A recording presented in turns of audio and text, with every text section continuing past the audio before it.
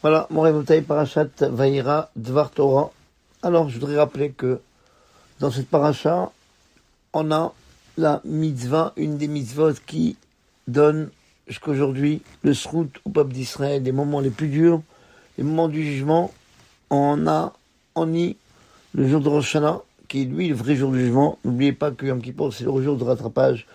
On lit dans la Sefer Torah cet Akedat Yitzhak, le sacrifice de Yitzhak, et pareil, avant les sonneries du chauffard,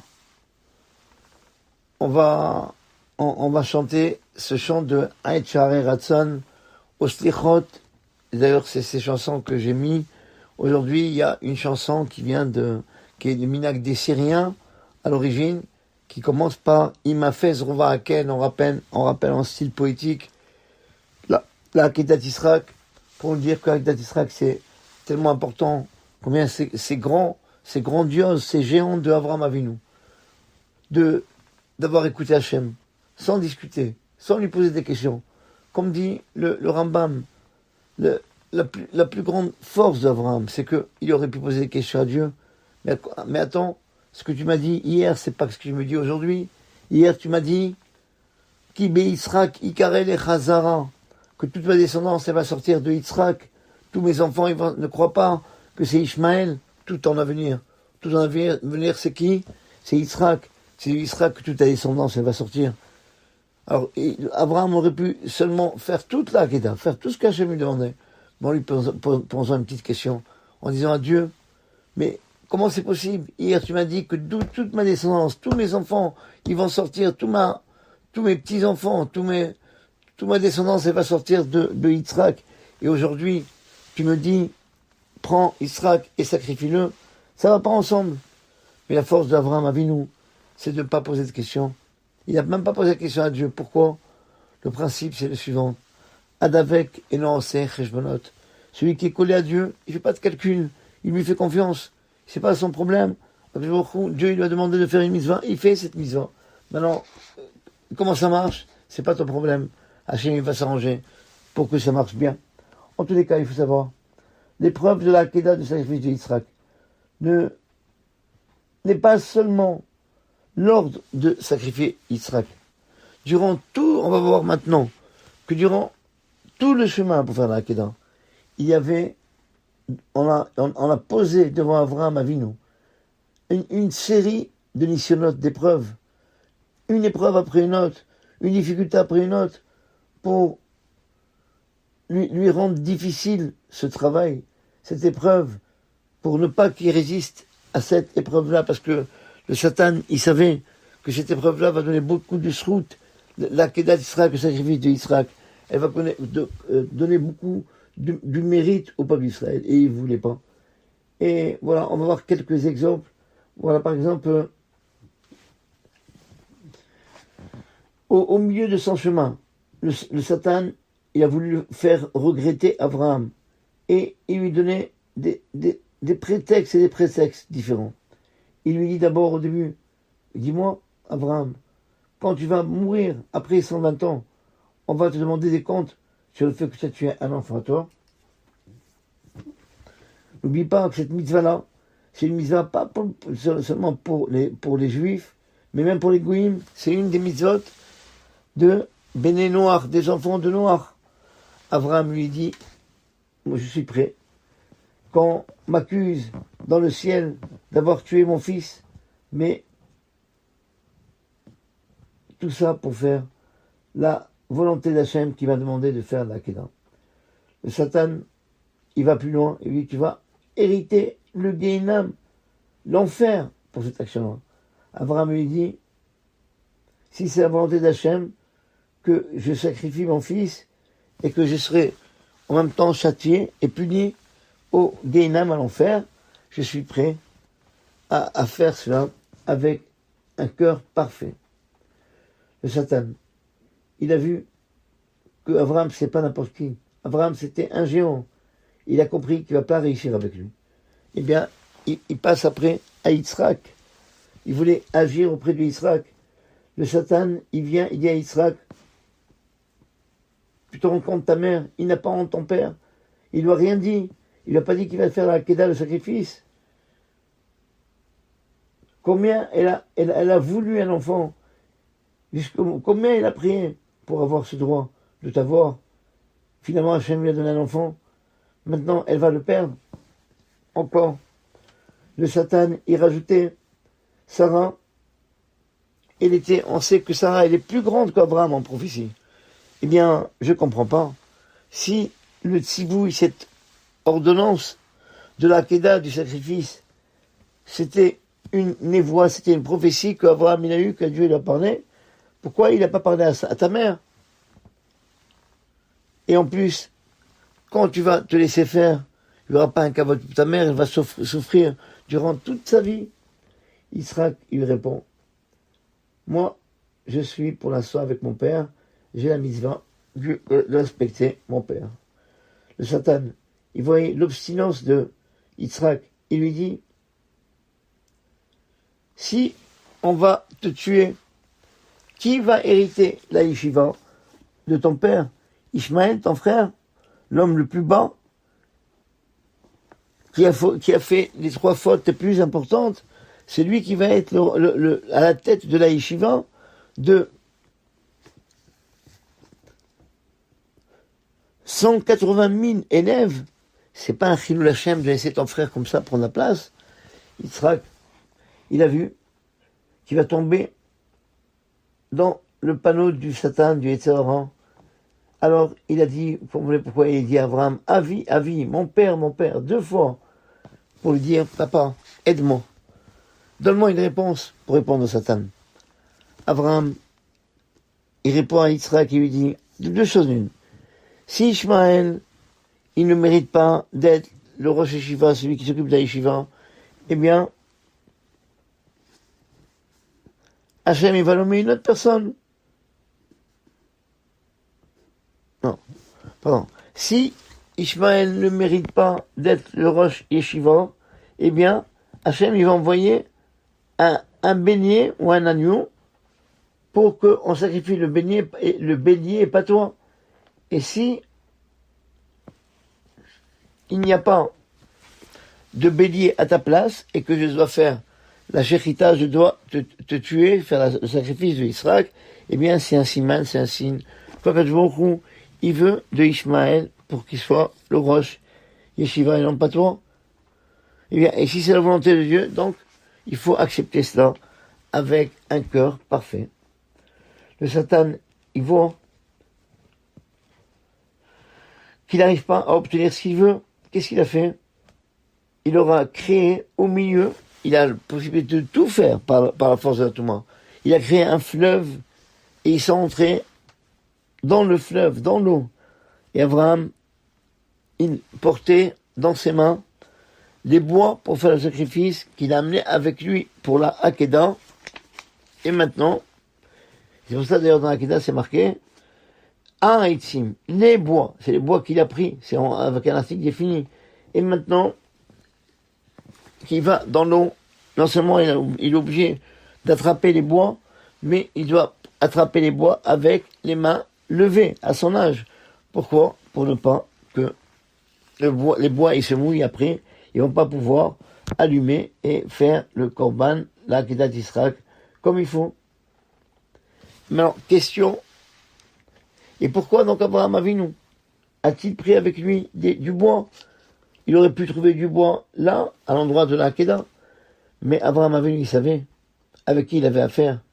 Il savait que le Satan, il a la présomption de se soucier qu'il n'y a pas d'arbre à l'endroit de la Kedah Israël, pour ne pas qu'il le fasse. C'est pourquoi il s'est approvisionné du bois et ils apportaient toute la route. Et voilà, ils étaient au milieu de la route. L'eau du fleuve, il montait, était très haut, et jusqu'au moment où c'est arrivé au nez de Abraham et de Yitzhak. Il n'arrivait plus à respirer, et Abraham est venu, il a crié à Hachem. Il a dit à Hachem, Oshia Inana, sauve-moi, parce que Baou Maïmad Nafesh. L'eau est arrivée jusqu'au nez, on va mourir bientôt.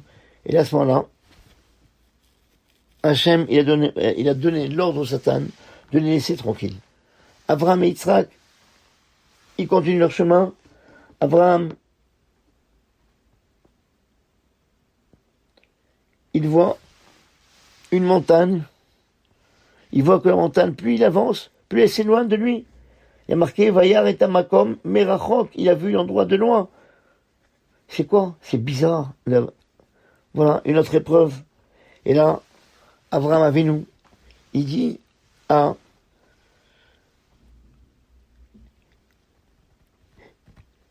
Eliezer et Ishmaël, chez vous lachem pour un marmor, restez ici avec l'âne. Ah, comment ça fait? Abraham Avinu, il parle comme ça, restez avec l'âne.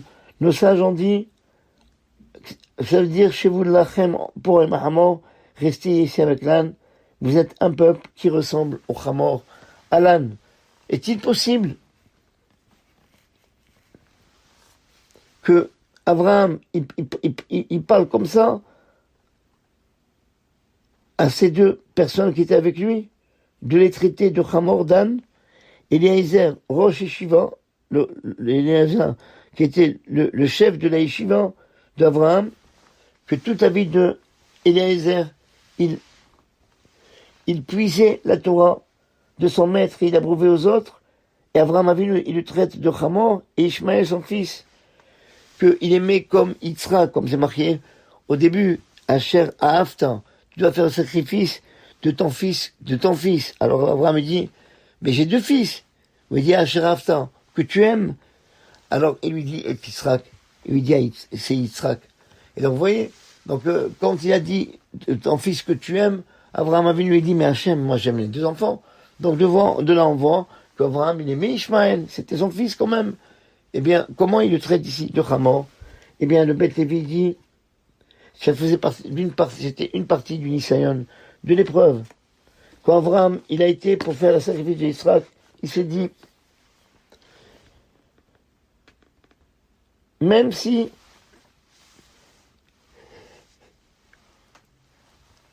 Israël, on va le tuer, on va le ligoter, on va lui faire la Akedah, moi je ne peux pas rester seul. Eliezer, il sera le Rosh Yeshiva. Et il va hériter ma Yeshiva. Et Ishmaël, c'est mon fils qui va mériter. Donc je ne vais pas rester tout seul. J'aurai deux personnes avec moi. Akadosh Baruch Hu, il a vu qu'ils sont pour pouvoir surmonter à l'épreuve. Vous voyez comment Akadosh Baruch Hu, il peut aider quelqu'un quand il voit qu'il va bientôt craquer. Et bien Akadosh Baruch Hu, il a voulu qu'il ressente, qu'il a le sentiment que ces deux personnes importantes à ses yeux. Parce qu'Akadosh Baruch Hu, il a tous les pouvoirs. Que pour lui, il va ressembler au Hamor, pour que Abraham, il comprenne que si il va faire le sacrifice de Yitzhak, il va rester tout seul, sans personne qui est à son niveau. Tout ça, il a voulu l'aider au moment du Nisaï, au moment de l'épreuve. Abraham a vu l'enfant, il arrive à l'endroit, Baruch Hashem. Maintenant, il voit que l'endroit, au contraire, plus il marche, plus l'endroit, il s'approche. Il construit un misbéach, un autel. Il ligote Yitzhak sur le misbéach, sur l'autel. Et Yitzhak, il demande à son père, attache-moi, ligote-moi, très bien, pour ne pas avoir un défaut au moment de l'abattage, et que je vais être invalide, à être un corban, un sacrifice. Abraham Avinu, il prend le couteau pour tuer Yitzhak. Naturellement, quand un homme, il est obligé de tuer son fils, eh bien, il le fait pas avec une gaieté de cœur. Le père, pour pouvoir réussir à faire cela, il est obligé de mettre de côté tous les sentiments d'amour naturel qu'il a envers son fils. Il doit le considérer comme une poutre de bois, et non pas comme un enfant qu'il aime. Sinon, il ne pourra jamais arriver à toucher son fils, et a fortiori de lui faire le sacrifice. Ce qui n'est pas le cas d'Abraham Avinu. Hachem lui a donné, attention, Karna et bincha et tichitra, prends ton fils, ton unique, que tu aimes, et va l'offrir comme sacrifice. Ça veut dire que Dieu en clair, il demande à Abraham de tuer son fils Yitzhak avec tout ton amour, avec tout ton amour et toute ta miséricorde que tu as envers lui. Et à ce moment-là, quand il allait faire la shrita, regardez la suite, et il y a eu des larmes qui sont sortis des yeux d'Abraham et le sakin, le couteau. Il a reçu un coup, il n'était pas caché pour la shérita. Abraham Avinu. Il prend le couteau pour faire le sacrifice de son fils. Le Satan, il vient et il lui donne un coup et il fait tomber le sakin, le couteau par terre. Abraham, il se baisse pour lever le couteau. Un malach lui dit, ne mets pas, n'étends pas ta main sur ton enfant. Et alors, s'il n'entend pas la main,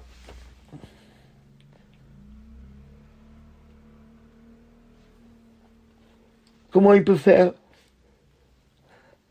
pour ramasser le couteau?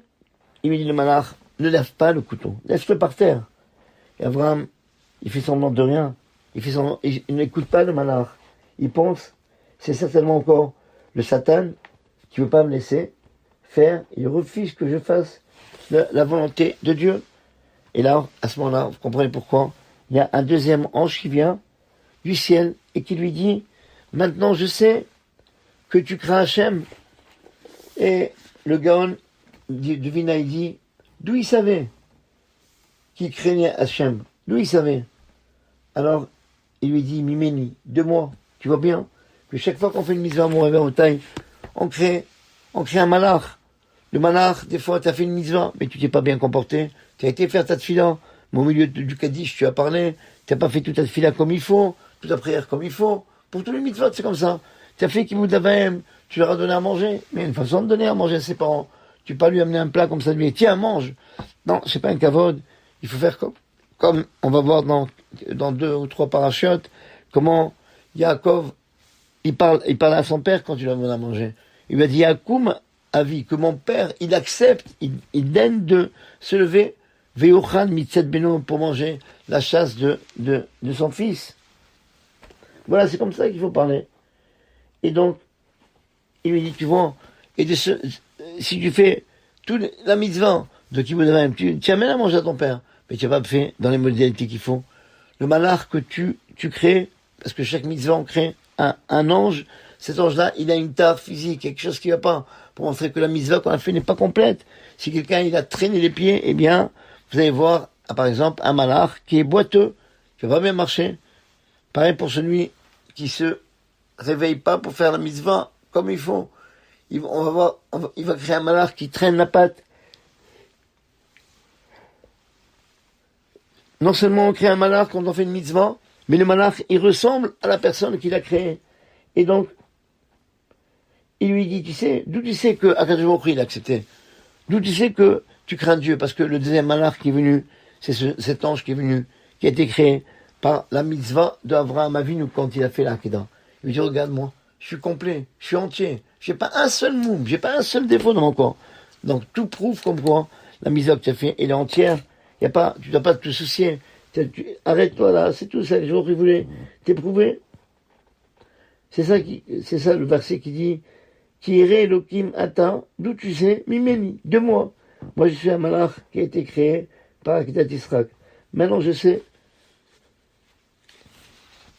Tu vois que je suis entier. C'est une preuve que la mitzvah que tu as fait a été faite, bishemut, avec perfection. Abraham Avinu, il est pas content. Il dit, Yohanna, laisse-moi, tu veux pas que je sacrifie, d'accord, mais laisse-moi faire, lui enlever un peu de sang. Pourquoi, lui dit le malach? Pourquoi? Bien, le Rav Dov Yafé, il explique, Soloveitchik, il explique. Abraham Avinu, il nous a donné un grand secret. Un homme, il dit de lui-même, si j'avais la possibilité d'étudier 1 heure, eh bien, j'aurais abandonné toutes mes occupations et je consacre 1 heure d'étude. Mais, de toute façon, j'ai que quelques minutes. Mais ça vaut pas le coup d'ouvrir un livre pour étudier. Jusqu'au moment où je vais commencer à étudier, eh bien, je dois déjà terminer. C'est pourquoi c'est dommage de commencer. Tu te trompes. Comme dit le Rav Dov Yafé Soloveitchik.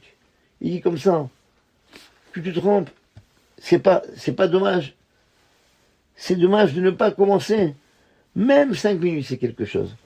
Le malach, il a demandé à Abraham, en effet, de ne pas faire la shrita. Mais on peut quand même sortir un peu de sang. Si c'est pas une shechita entière, il n'était pas content, Abraham. Au moins, j'aurais pu faire une action symbolique. C'est aussi quelque chose. Malach lui dit, attends, non seulement tu ne tues pas, mais il ne lui fait rien. Même sortir un peu de sang. Mais Abraham Avinu, il ne veut pas renoncer. Il a dit peut-être plus expérimenté pour faire une akeda, un korban. Peut-être il y a ainsi un bélier je peux offrir, mettre dans le misbar, dans l'autel, à la place de mon fils. Eh bien, du ciel, on lui présente un bélier qui était là. Il veut prendre ce bélier. Mais ce bélier, il se sauve. Et Abraham, il marche, il le poursuit, il marche derrière lui. Tant qu'Abraham n'a pas terminé, eh bien, sa mission, eh bien, regardez, le Satan aussi, il n'a pas terminé sa mission. Qu'est-ce qu'il fait? Pour ne pas qu'Abraham Avinu, il savait quelle route qu'il y avait là, Kédan. Pour ne pas qu'Abraham Avinu, il prenne ce bélier pour faire la shrita, qu'est-ce qu'il fait? Il lui mêle les cornes avec le buisson. Il n'arrivait pas à le détacher.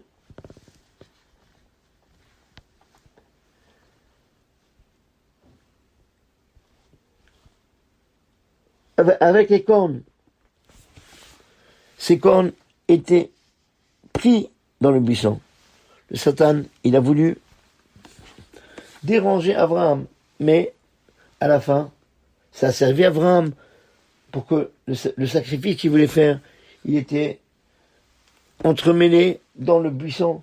Pourquoi? Rappelez-vous, mon Rabotai, quel jour Abraham Avinu, il a fait le sacrifice? C'était le jour de Yom Kippour. D'ailleurs, à Mincha de Yom Kippour, quand on fait la Ptichat HaEchal, quand on ouvre le Echal, on dit que c'est à ce moment-là, Besha Kazot, à la même heure, au moment de Mincha, qu'Abraham Avinu, il a fait le sacrifice de Israël. N'oubliez pas que Yom Kippour, c'est comme Shabbat, c'est comme les jours de fête. On n'a pas le droit de chasser. Il faut chasser avant. Mais comme le haïl, ce bélier, était pris dans un buisson avec ses cornes, eh bien, ça veut dire qu'il a été chassé. Et on peut l'attraper et lui faire la shrita. Haïl, ce bélier-là, c'est le symbole de l'Akedah pour toutes les générations. Akadosh Baruch Hu a dit, sonnez pour moi le chauffard du bélier, pour que je me rappelle l'Akedah d'Israël, le sacrifice d'Israël, le fils d'Abraham. Et moi, je vous considère comme si vous êtes sacrifié devant moi. De ce bélier, il n'y a rien qui a été perdu. On a pris la cendre de ce bélier, on a pris la cendre de ce bélier, il est posé sur le misbéach, sur l'autel.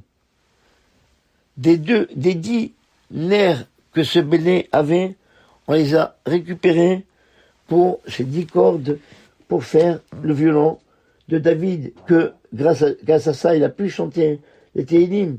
La peau, c'était l'habit qu'a pris Eliyahu Hanavi pour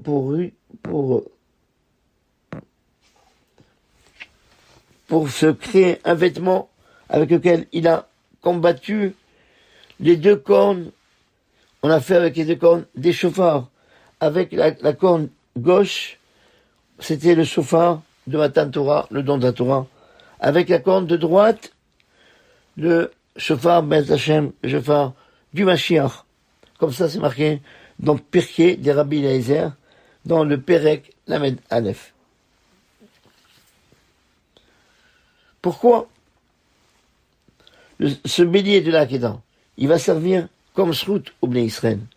Parce que ce bélier, c'est une preuve à la perfection et le degré géant de Avraham Avinu, et le fait qu'il a résisté à l'épreuve. Même après, la force d'Abraham, c'est que même après qu'il a eu l'ordre du ciel de ne pas sacrifier son fils Israël, il n'était pas content, mais il a cherché par tous les biais de faire une péoula, une action de la Kedah et la Shrita. Au moment où Abraham, il courait et poursuivait le bélier. Où était Israël? On n'entend plus parler d'Israël.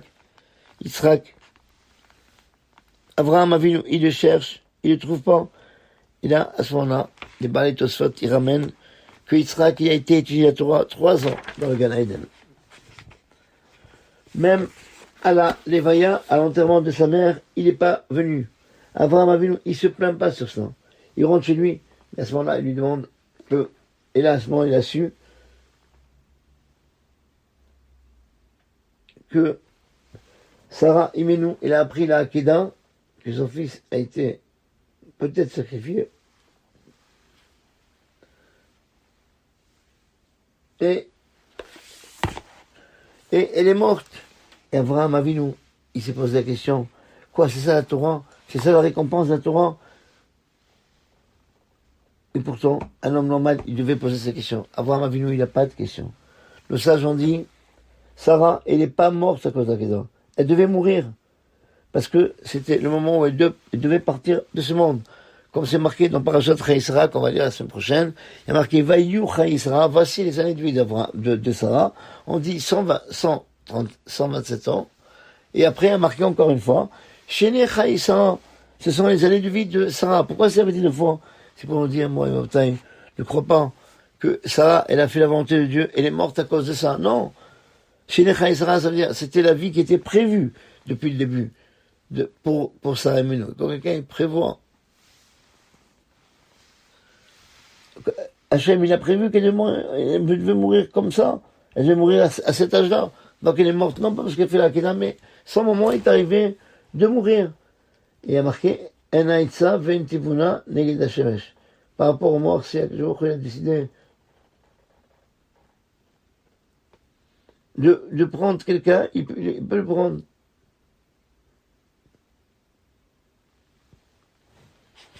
Voilà. Le temps de Sarah est arrivé au moment où elle devait mourir à ce moment-là. C'était la vie de Sarah. Elle a demandé à Abraham, où est Israël? Il a dit on n'a pas fait la shrita. Elle a dit quoi? Mon fils, il n'a pas résisté à l'épreuve. Elle n'est pas morte parce que on a sacrifié son fils. Mais elle est morte parce qu'on n'a pas sacrifié son fils. Comment? Mon fils, il n'est pas assez chacham, il n'est pas assez intelligent, il n'y a pas assez de crainte du ciel pour résister devant l'épreuve. Sarah, elle a voulu, quand elle a appris qu'il fallait faire la Kedah, elle voulait faire la Kedah, le sacrifice, comme l'ordonnance de Dieu. Akadosh Baruch Hu, il a voulu que Sarah, elle parte, elle quitte ce monde.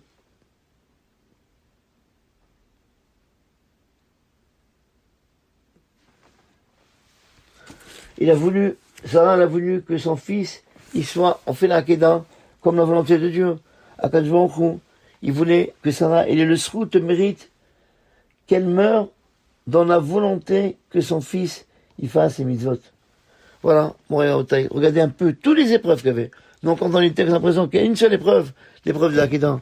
Mais c'est une multitude d'épreuves, une cascade d'épreuves, une derrière l'autre. En tous les cas, du Nisayon, de l'épreuve de la Kedah, on voit que la vie, toute la vie, on apprend d'Abraham, c'est une cascade sans interruption de Nisayonot, d'épreuves.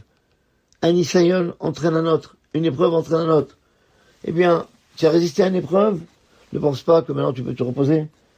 Et voilà, la deuxième épreuve, elle arrive.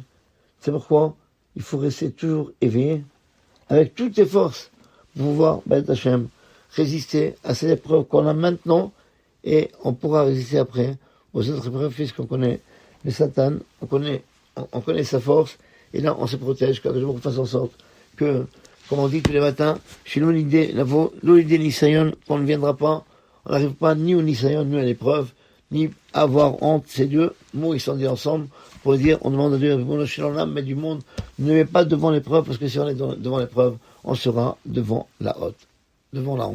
Voilà, on va tailler. Shabbat Shalom, que Dieu vous donne beaucoup la force. Voilà, il va voir cette semaine une chanson, puisqu'on est la semaine de Vaïra avec la Kedah. il y aura la chanson Imafes Rova Aken, qui est une chanson que des Syriacs qu'ils ont